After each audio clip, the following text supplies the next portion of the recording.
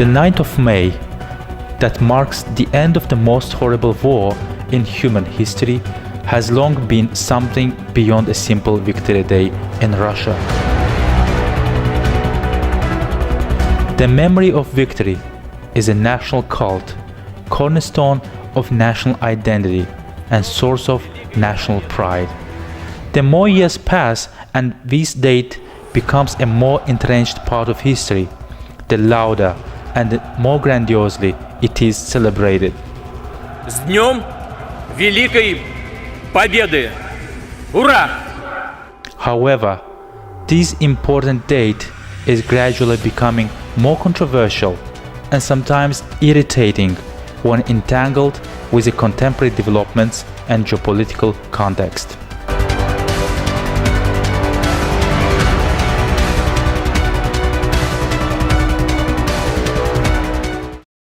Dear friends, today our guest is Professor David Marples, a Canadian historian from University of Alberta. He specializes in history and contemporary politics of three Eastern Slavic nations, namely Belarus, Russia, and Ukraine. Professor Marples, I'm saluting you and extending my gratitude for this interview, which we are recording on the eve of the Victory Day. Thank you. It's my pleasure to be here. Professor, you have been studying Russia and Soviet Union for decades. The 9th of May, still an ordinary day in the immediate aftermath of the World War II,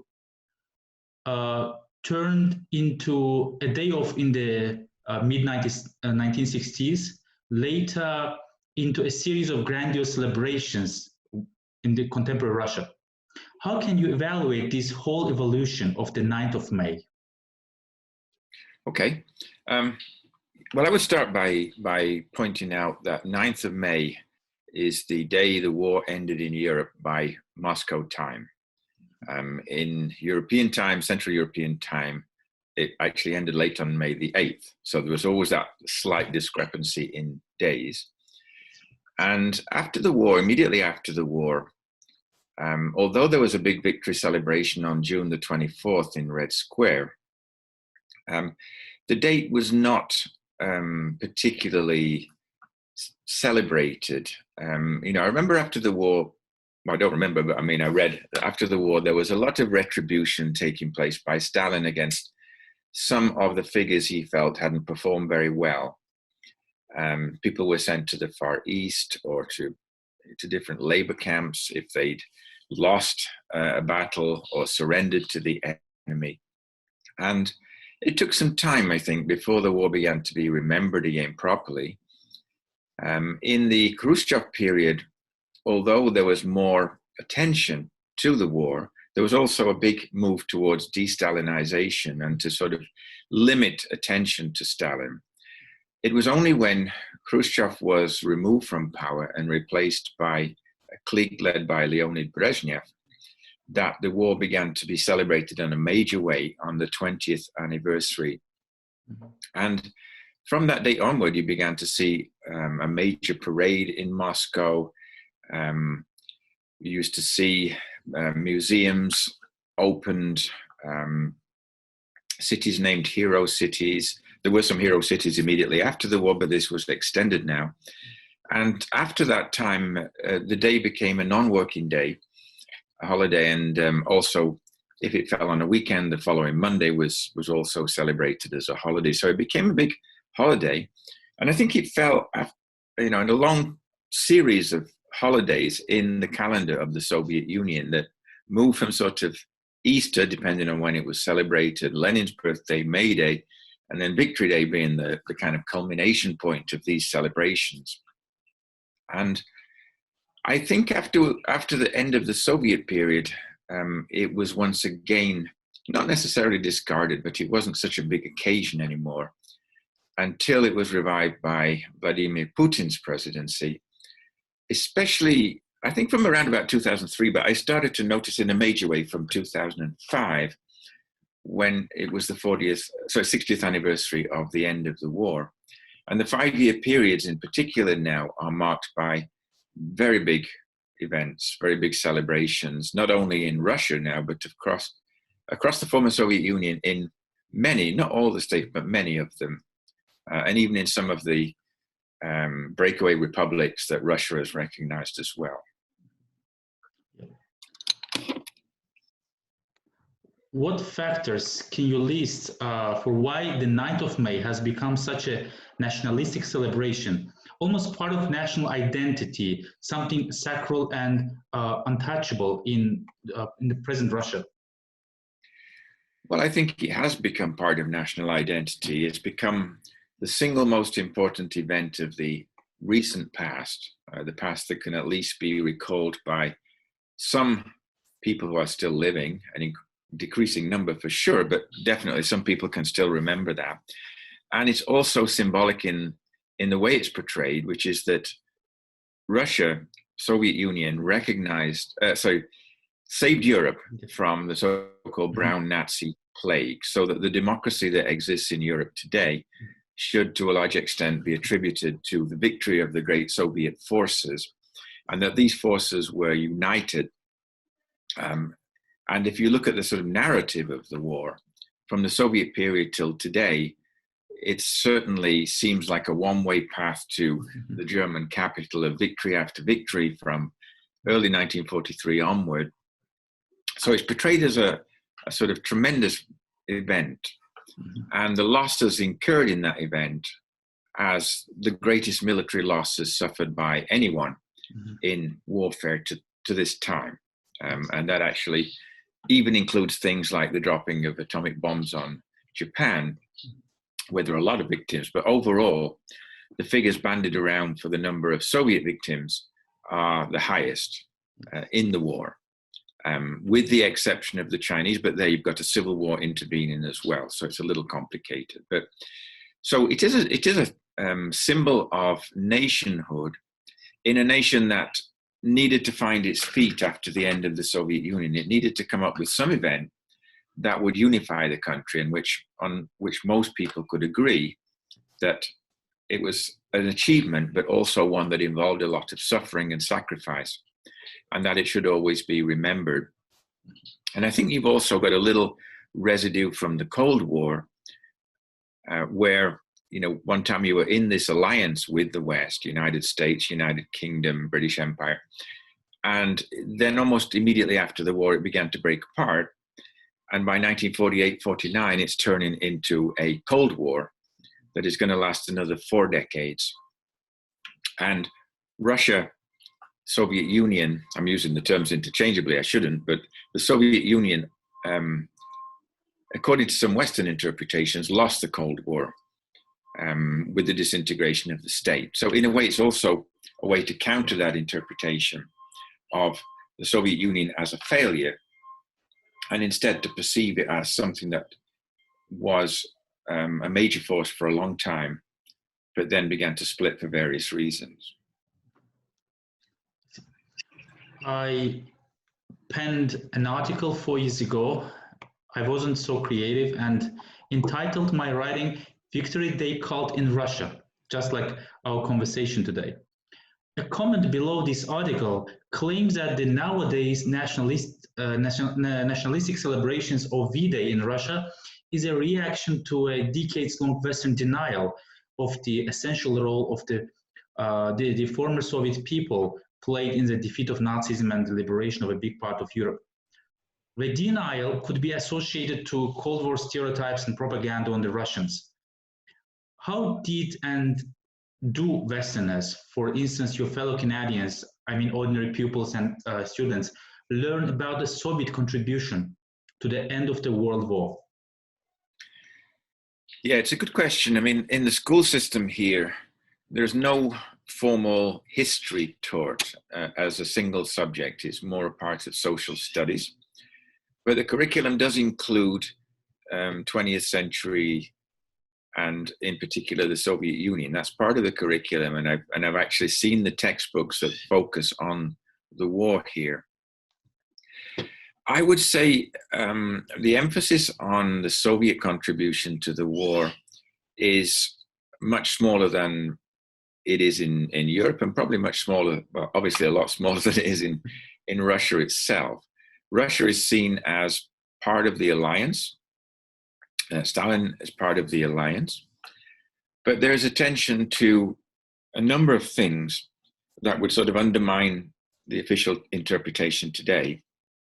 For example, the Nazi-Soviet pact has become a subject of discussion, whether it was necessary, what the reasons were for it, in what ways did it contribute to the start of the Second World War by giving Hitler a free hand in Western Poland, and thereby allowing the Soviet forces to annex Eastern Poland and other areas as well, ultimately the Baltic states and Bessarabia and other places. So it's that kind of emphasis would be frowned upon in Moscow, which has stressed that the Nazi-Soviet pact was a sort of last resort, and that it was necessary because the Western powers had abandoned the Soviet Union and were simply hoping for the Nazis to take over, or for the two sides to sort of battle each other out for a number of years.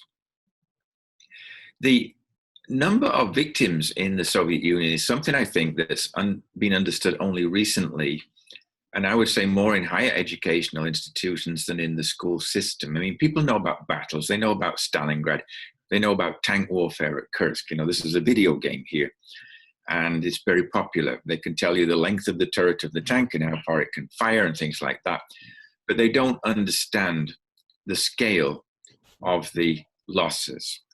You know, that the Soviet side lost more people in the Battle of Berlin, the final battle of the war, than my country did in the entire war. So this, I think, is something that it needs to be understood, but it's hard to get it from a country like Russia, which is propagandizing the war and presenting it only in one way, which is this triumphal narrative to victory in Berlin. I mean, 1941, the pivotal year, seems to me to be written more as a sort of tactical retreat, followed by regrouping, bringing over forces from the Far East, etc.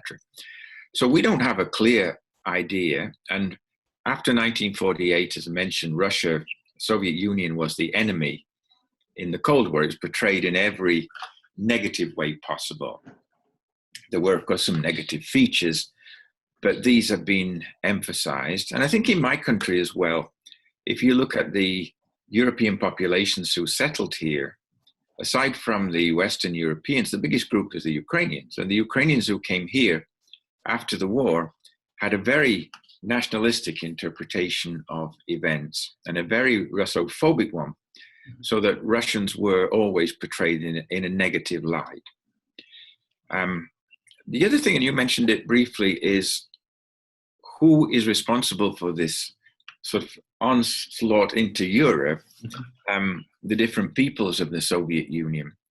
I don't think that point comes across here, but I don't think it comes across in Russia either, to any great extent. The number of people of non-Russian nationality who were fighting in the Red Army, and even in places like Brest Fortress, where the leader was a Tatar, not a Russian. And, you know, something like 2.5 million Ukrainians served in the Red Army. And if you look at the overall fallout of the war, the republic that's around today that lost the most people is Belarus. So it's not Russia, because the war didn't penetrate very far into Russia. You know, Moscow was never captured, and Leningrad was never captured. So, yeah, we don't have a full interpretation, but I'm not sure we have one of the Western victories either, for that matter.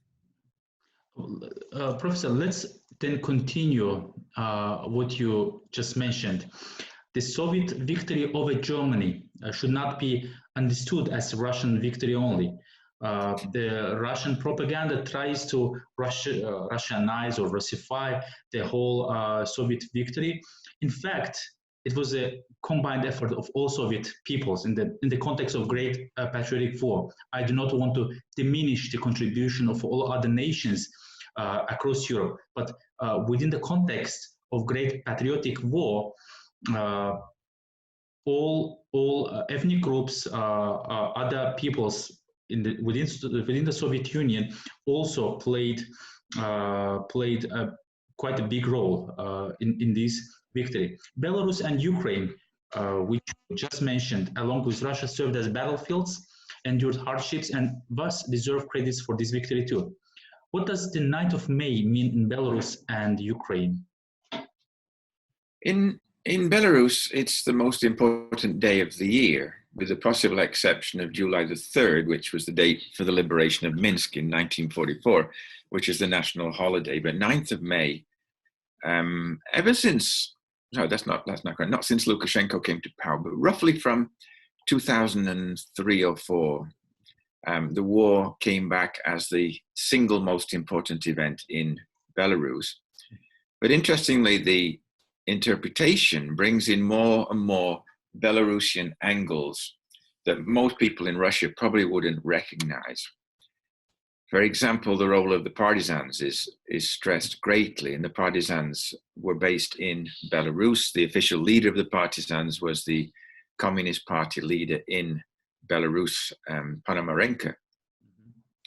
The role of the Air Force, Belarusian pilots made up a significant proportion, and their role is emphasized as well. And even Zhukov spent 4 years training in Belarus, and this is seen as proof that Belarus had producing these great generals as well. It's a little out of context, but the number of losses in Belarus were proportionally very high, and they're being increased by the leadership of Belarus. It used to be 1 in 4 of the population. Today, Lukashenko speaks about 1 in 3 of the population, so it's suddenly increased. So, the May Day parade, which has been cancelled in Moscow, is going ahead on Saturday in Minsk, unbelievably in the middle of this coronavirus, which gives an indicator of how important that event is to Lukashenko personally. And he says things like, well, I've no way to stop it. People are going to come anyway. But of course, they won't come if there's no parade and if there's no celebration. So, the responsibility is his. It's the single biggest event now in the Belarusian historical narrative. And I think it's important for the current regime because it overshadows the previous period of Stalinist purges in Belarus and the executions of a very large number of people, or banishment or deportations to other parts of the Soviet Union. And Belarus suffered a lot in the period 1937 to 41, particularly 1937 to 38. If that information ever, became studied properly, if the archives were open, for example, in Belarus, the KGB archives, that is, I think the picture might change somewhat. The interpretations might change, people's thinking might change. But at the moment, this is a fairly unified concept. People support this idea.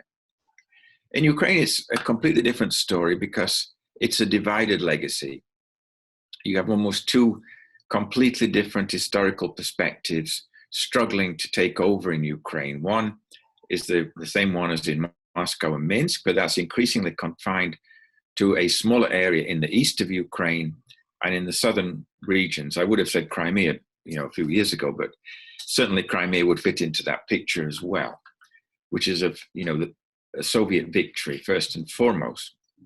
In the western regions, where national consciousness took on extreme levels during the war, even before the war, when the area was under the control of Poland, Czechoslovakia, and Romania, there the Soviet invasion is seen as an invasion, and the subsequent period as a Soviet occupation. And the Ukrainian guerrilla warfare against the Soviet army, the so-called Ukrainian Insurgent Army, or Banderovci, I guess in Russian, they are now treated as heroes in official Ukraine. It was much more the case when Poroshenko was president, that is, so 2014 to 2019.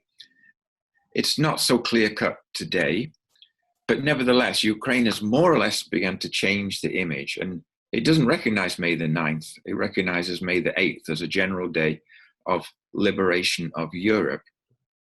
And it's slowly beginning to change its museums, monuments, interpretations, school textbooks, etc., so that now the emphasis is really on liberation movements against Soviet occupation, against communist rule. So you've got 3 very different pictures in the 3 East Slavic states. And I think it's a very big reason why Russia and Ukraine are in conflict today. I would say almost on an equal level as what happened in 2014, Maidan, throwing out Yanukovych, etc. Whereas Belarus is also having some frictions with Russia, but nevertheless has more or less kept to the same historical narrative with some nationalistic changes. Professor, I would like to touch upon another element of this broader cult of Great Patriotic War and Victory Day.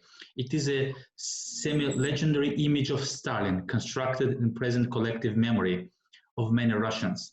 While monuments to Stalin mushroom across Russia, this cult of personality in many cases looks as a bottom-up attitude, although the authorities also pour efforts in encouraging the whole process. What type of consequences or implications may Stalin's reemergence in Russia have both domestically and internationally? I think domestically, they're not particularly unpopular. I mean, I think a certain segment of the population would like to revive Stalin's image and perceives him as a great war leader who made sacrifices that proved to be necessary to meet the threat of the Nazis.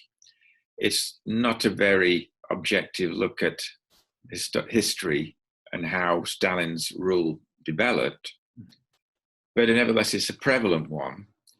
And although it's a grassroots one, I think more and more it's being tolerated and even encouraged by the Russian leadership to see this kind of strong figure at the helm necessary to take today's Russia through its various problems. And I don't think when Putin came to power in late 1999, March 2000 was the election date, I don't think at that time it was quite clear where he was going with this and whether there would be any kind of reversion to the past.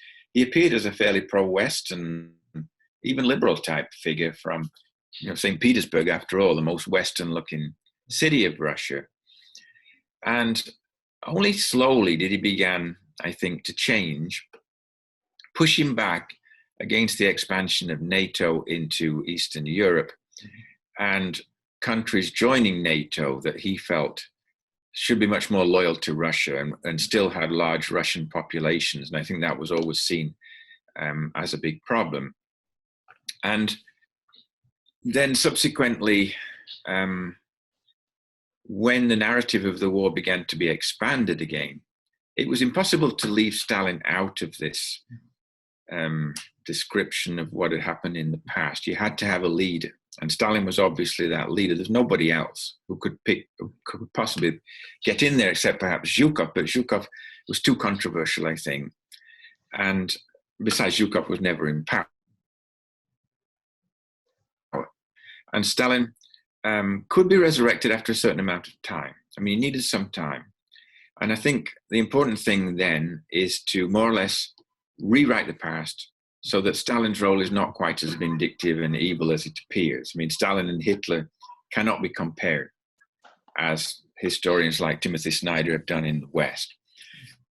So that's starting now. I mean, to some extent, you can see it in Minsk with the Stalin Line Museum with a big bust of Stalin there as well.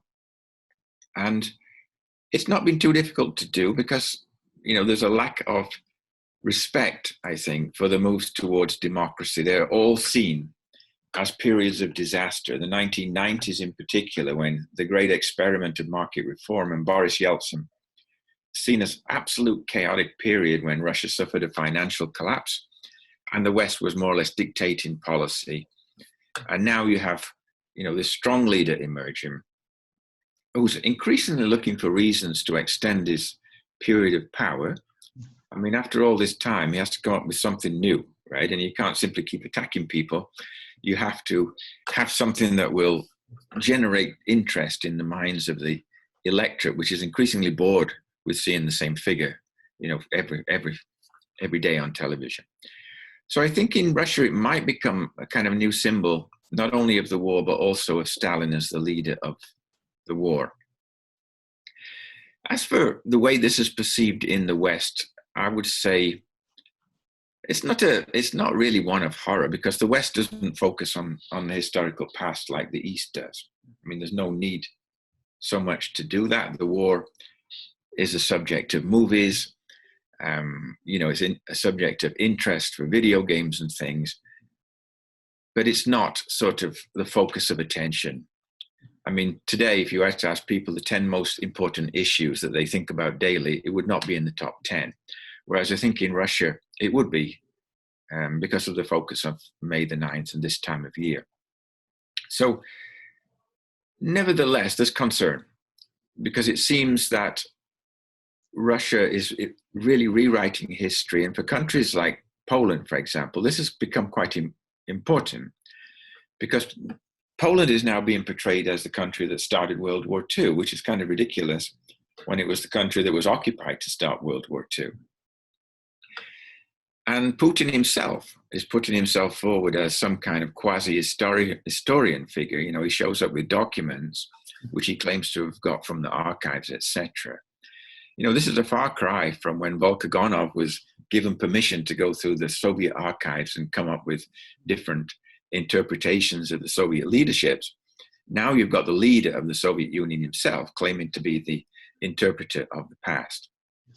And it's nonsense. I mean, every historian can see what nonsense this is. But then how do you get across a more accurate version?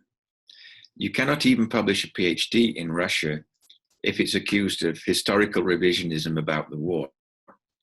And that could be anything. I mean, there's a Western historian, a military historian, who writes books on Russian battles, both the victories and the defeats. And the defeats he goes into in tremendous detail. And this has caused uproar in Moscow, because, you know, they're not even mentioned in Russian textbooks. And you have to explain the fact that if Russia lost 25 million people in World War II, and that's a conservative figure, why did the Germans only lose 8 million? I mean, they were the ones who were defeated. I mean, the biggest country in Europe, and they only lost 8 million troops in the war, most of which was fought in the East. There's got to be some Russian disasters in there, right? Or Soviet disasters. So I think from the Western point of view, it's not portrayed accurately. But on the other hand, you know, people don't go to bed at night not sleeping, worrying about this.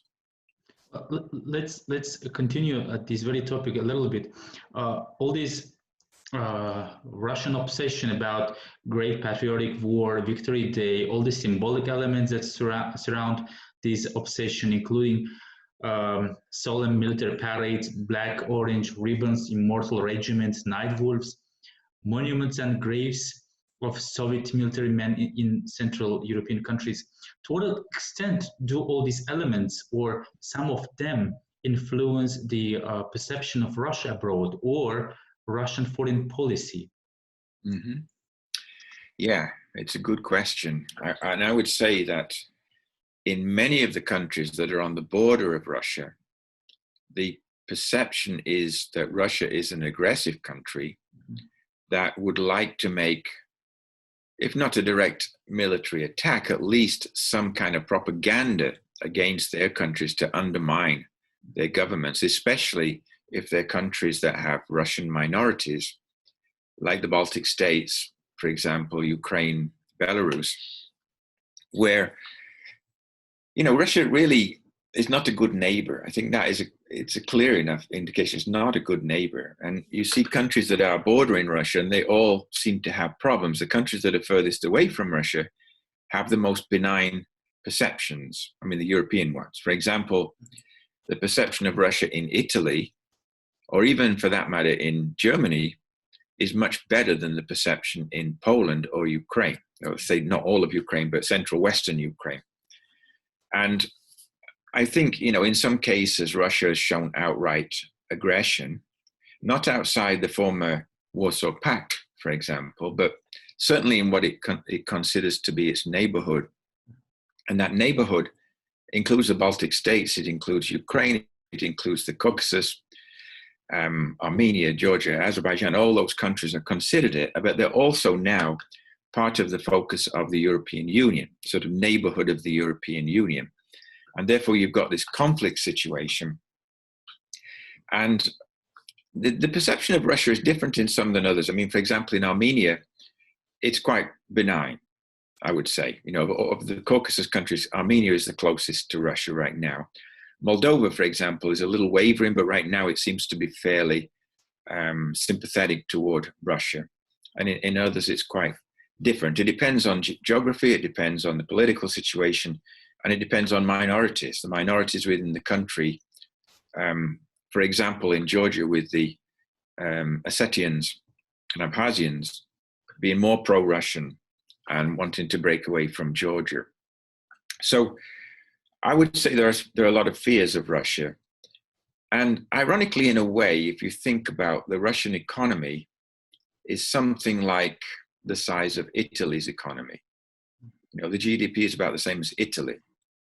If you look at Russia that way, then Russia's not a threat. But Russia is a nuclear weapons power, and it's got one of the largest armies in the world, and actually an army that's much more efficient now than it used to be. And that is why I think people fear Russia. The economy of Russia is in a mess. Oil and gas prices are reduced to almost nothing. And you've got the big impact of the coronavirus as well. And these are not good times for Russia. And perhaps because of that, to some extent, Russia takes on a more aggressive attitude than it might otherwise do. And it's done it now for, at least 7 to 10 years. Russia has been a much more aggressive, anti-Western sort of power than it was in the first years of its independence. It may, to some extent, reflect what's happening elsewhere, the role of the United States, the role of China, etc. But, maybe not. I mean, what is the United States now, where you've got a president who admires Putin, even admires North Korean dictators, and basically is undermining NATO and the European Union. I mean, the United States is unpredictable now, but it's not really changed the attitude of Russia. In the conflict with Ukraine, for example, I haven't seen any conciliatory moves on the part of Moscow. They've all come from Kiev, from Zelensky. So that's the way I sort of see Russia now. It's not a very positive view from the Western world. Thank you very much, Professor Marples, for this interesting talk, which will hopefully be enjoyed by our viewers. I wish you a great day ahead and look forward to new discussions with you. Thank you very much. Appreciate it, Rusa.